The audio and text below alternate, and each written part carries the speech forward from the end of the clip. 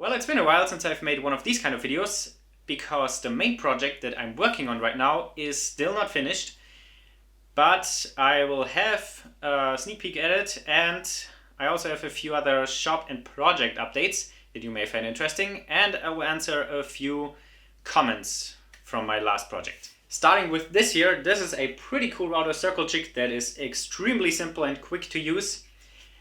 I've already made this about 2.5 years ago and have never shown it since, and there's also a video about it that I haven't posted yet. Actually, this was a collaboration project with Chris from the channel Toolify. Hello. He came to visit me a few days 2.5 years ago, and we made 2 projects, but unfortunately he was extremely inactive in the last 2 years, so I don't know if the project we made for his channel will be published anytime soon. But this is now finished and I will release the video now soon because I use this in my main project and it makes sense that you know what this is. The key feature of this jig, which I also haven't seen anywhere else yet, are these 3 bearings that perfectly fit around the router base. And the router base is also made with this jig. And that allows the router to rotate freely on the jig, so the cord will never tangle up when you use it. And there is basically no setup time required, or you don't have to mount anything anywhere.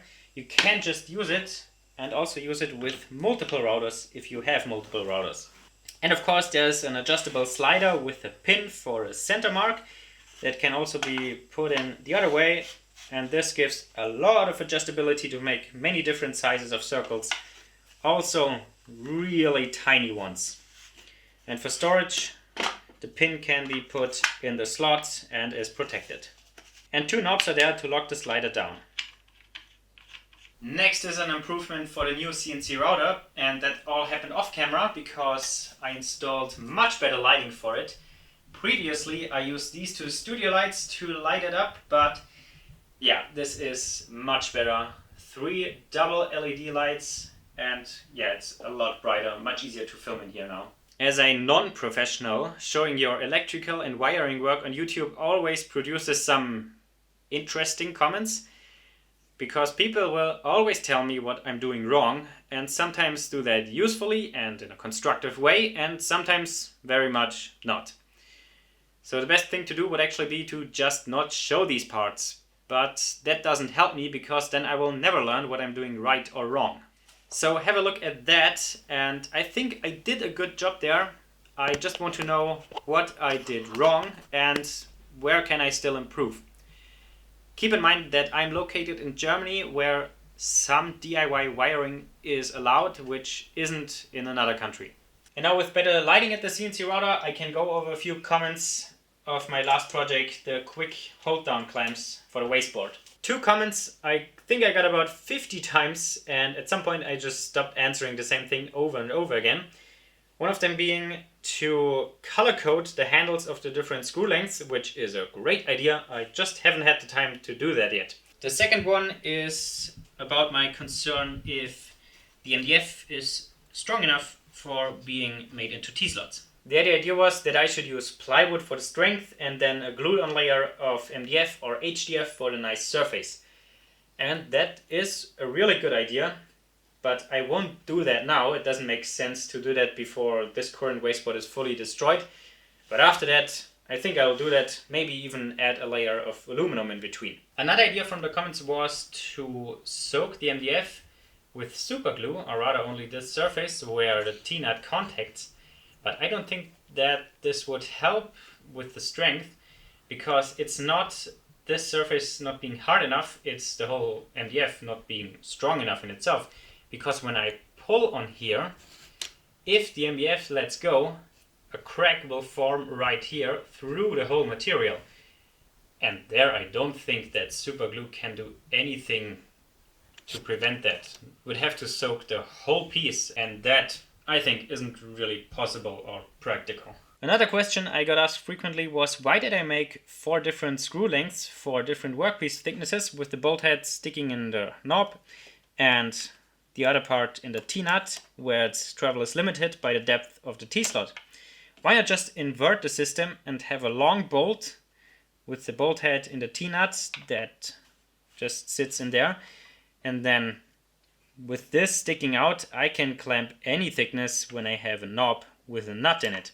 The problem is when this is sticking out, this will very likely interfere with the toolpath and especially with the dust hood, and hitting this is not good for the machine or the workpiece. So that's why I went with this. This always has the same very low profile of just this knob. Another very important shop upgrade were these two shelves where the round stock for the lathe sit on. They were always on the floor here and in the way. This is much better, and yeah, just stuff that happens off camera and needs to happen. And now a little preview on the main project that I'm already working 2 weeks on now. It's this curved shelf here, which is in glue up state right now and takes up quite a bit of space in my workshop. And it has a rather complicated clamping setup, but it works, and so far it came out pretty good. I've also already posted quite a few updates about it on Instagram, where you can follow me, by the way.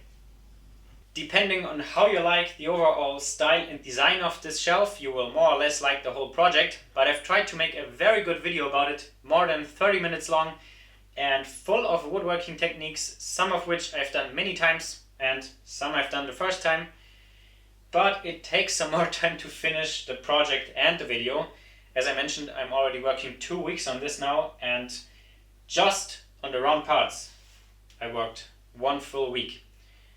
And next I have to sand this whole thing. So yeah, it will take some more time, but hopefully with a great end result. And after this project, I've already planned the next one, which is upgrading my homemade bandsaw with a variable frequency drive.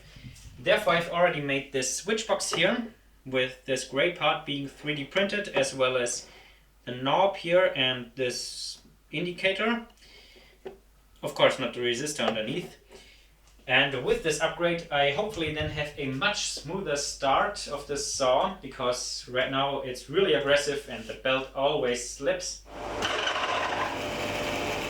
And maybe I can also run it quite slow and then cut aluminum with it.